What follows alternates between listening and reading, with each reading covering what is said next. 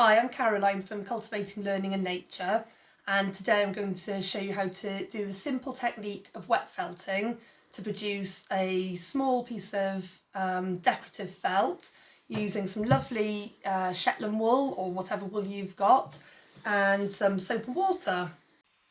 So in your packs that I've sent you, you should have a set of instructions, written instructions, and a little letter from us. And then you're going to find a little bit of net, some bubble wrap. Don't pop the bubbles, you will need the puffiness of the bubbles later, and 2 bits of Shetland pre-felt. So this is what you're going to use. It's almost like a blank piece of paper, so that you can make 2 different pictures, and then a range of beautiful wool tops, it's called, that you can use almost like your paints to make your picture or your design on the wool pre-felt.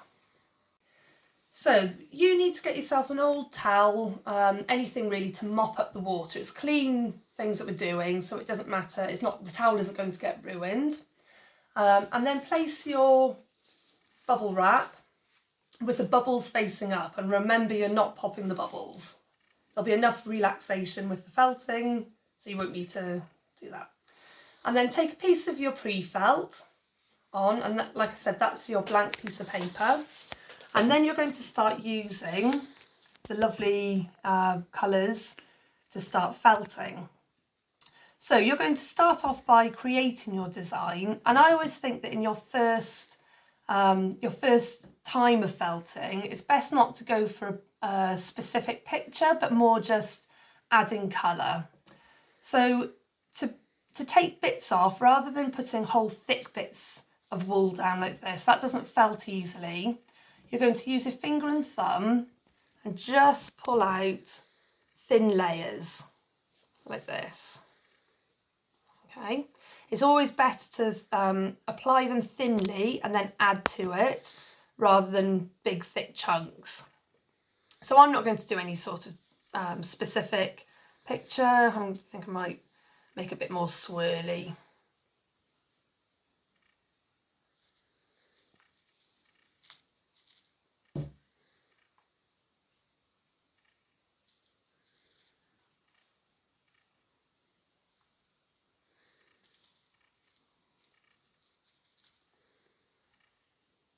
And I'm just keeping them nice and thin. And you can almost use them like watercolours or pastels to layer them up to create a different idea. Now it doesn't matter if you don't use all of the colours in the pack. Sometimes less is more.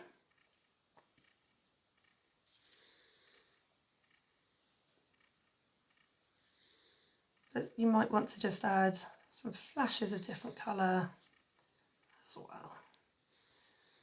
And there, that purple is layered up nicely. You can start to see how the colours sort of blend together.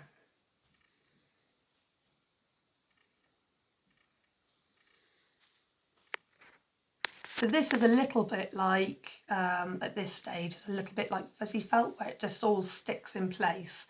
But you will be adding some soap and water, and that will bring it all together and create this sort of firm felt texture that doesn't pull apart.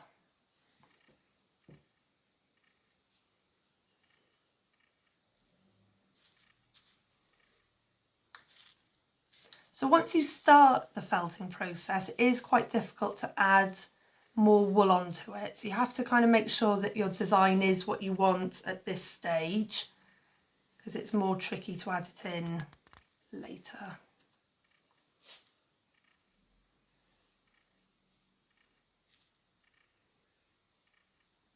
I'm just using my finger and thumb. Okay. So it doesn't matter if you don't completely fill the paper, I'm calling it paper now, the pre-felt, like you would with paper. it's fine to have the sort of the white background. So I'm happy with how that looks. So I'm going to move the rest of my wool away so that I don't then get that wet in the next stage.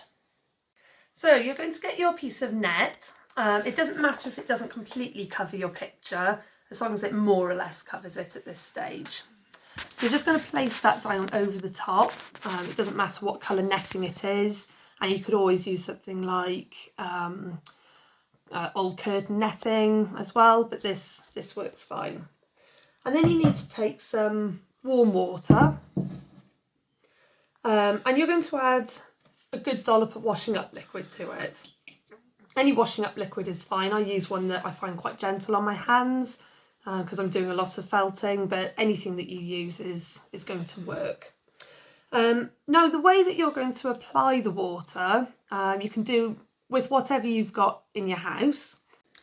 If you want to use an old washing up bottle, that works quite well. Obviously, you need your water, your washing up liquid in it with the water, and you can just drizzle some over. Or if you've got a spray of some sort, you can spray it like that. But don't panic if you haven't got any of these things, because you can just use your hands and the bowl of water and just drizzle the water so it covers the whole of the picture. You don't want to completely drown the picture with water, but you need it to kind of cover it all.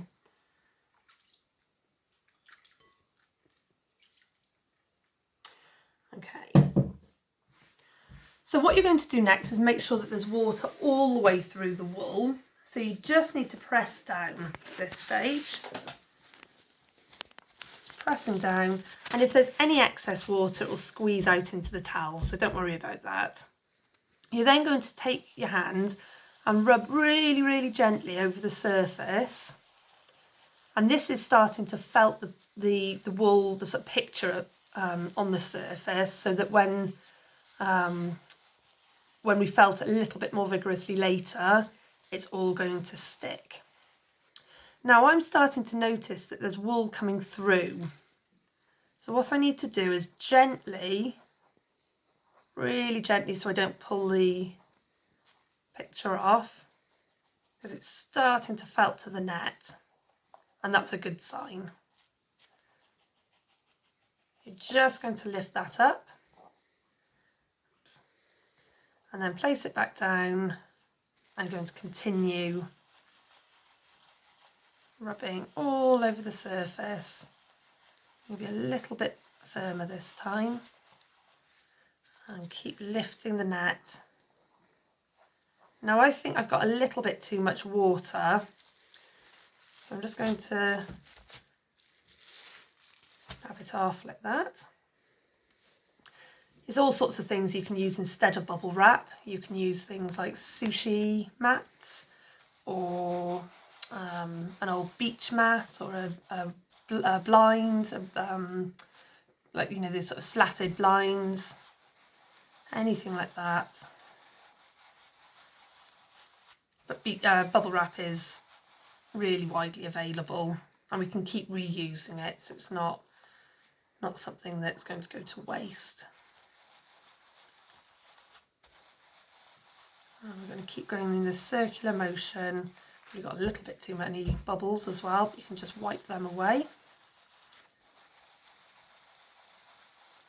If it's not bubbling, if you've got no bubbles at all, you can just squeeze a little bit more washing up liquid over your work. Okay. And I think I've still got a little bit too much water. And if by chance you come across any dry patches, you can add some water to it. So I'm going to do the pinch test now. And to find out if the surface is felted enough, I'm just going to try using my finger and thumb and lift up, pinch up a little bit. And I can see that it's still lifting a little bit in places. So I need to carry on with this. Oh, I've got a bit of wool stuck to me. Just for a little bit longer.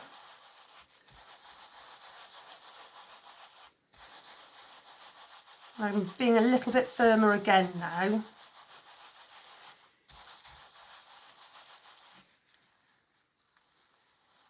I'm going to try a little bit longer.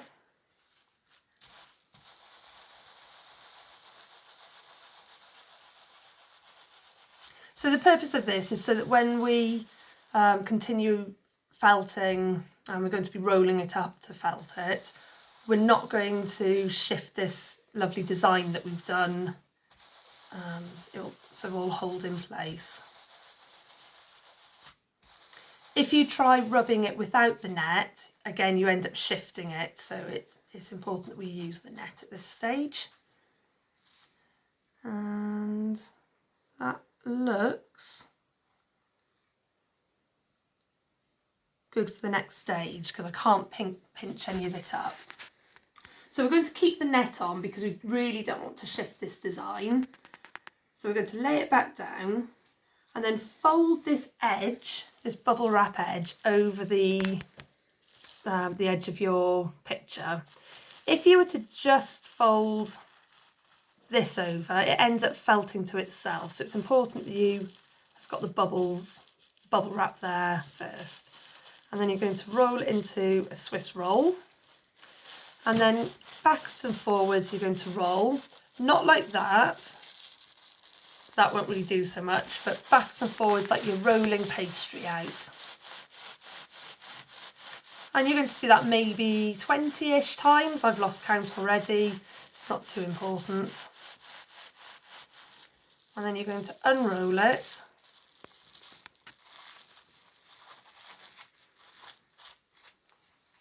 And again, really gently peel off this netting. And I think I definitely put too many bubbles in, too much washing up liquid.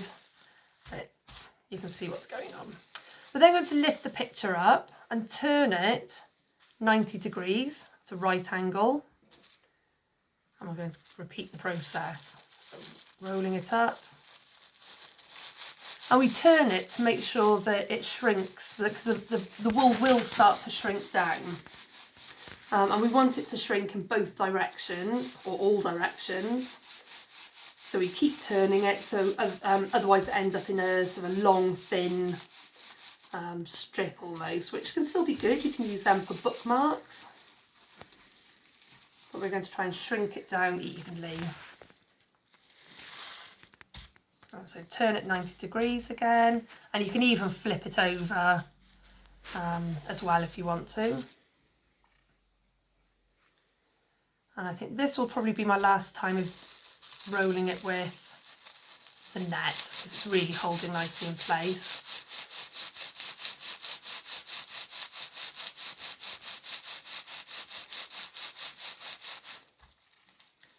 I was doing it I was pressing down much firmer that time.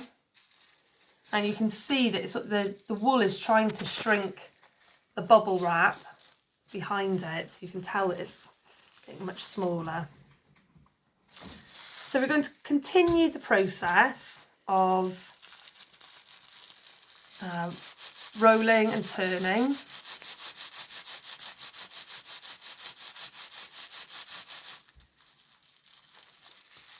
A few more times.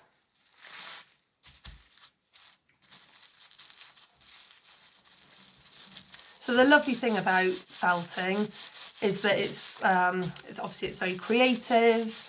It's really lovely and relaxing. It's great using a natural product. It's quite physical, so that gets endorphins going. You can, especially when you're doing bigger bits of felting, you can really feel your heart going after a while.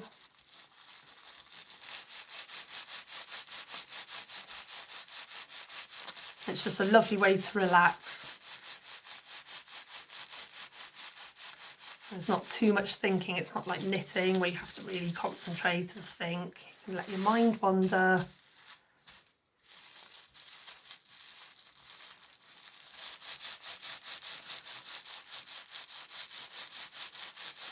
And felting's a really ancient craft.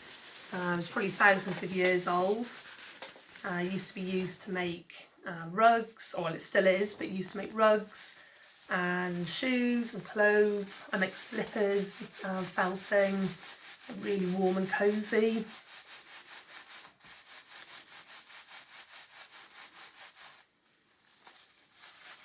And it's great, you can go from something really fluffy like this wool here to this is getting quite solid now. You can feel it's holding together. So if you're feeling really brave, and if you're not, it's okay, but if you are feeling brave, another way to shrink it down once it's starting to toughen up is just to scrunch it into a ball, a little bit like a piece of paper you're going to throw away. So you're not trying to squeeze anything out of it, you're just trying to squeeze it on itself. And you can roll it around a little bit. This is the bit that people are usually a bit scared of. What's going to happen to my wonderful artwork? Don't worry, nothing. You can open it up again.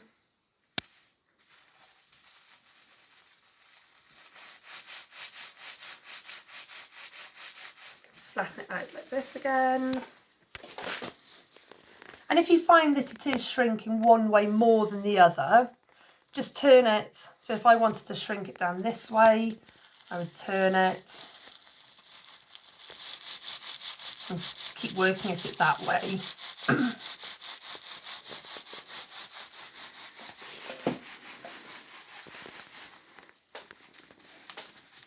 And that's, you can see that's really, it's brought the sides in. So I'm happy with this being finished. You can work at it to really get it tiny. It'll keep shrinking down. But I'm happy that this is something that I want to put on my wall. So what I'm going to do with this is just to rinse it in under some water. It can be hot water, warm, cold, anything. Just to get all the bubbles out. And then I'm going to dry it, either peg it on the line or just dry it flat on a towel in a warm place. And then that is your wet felted project.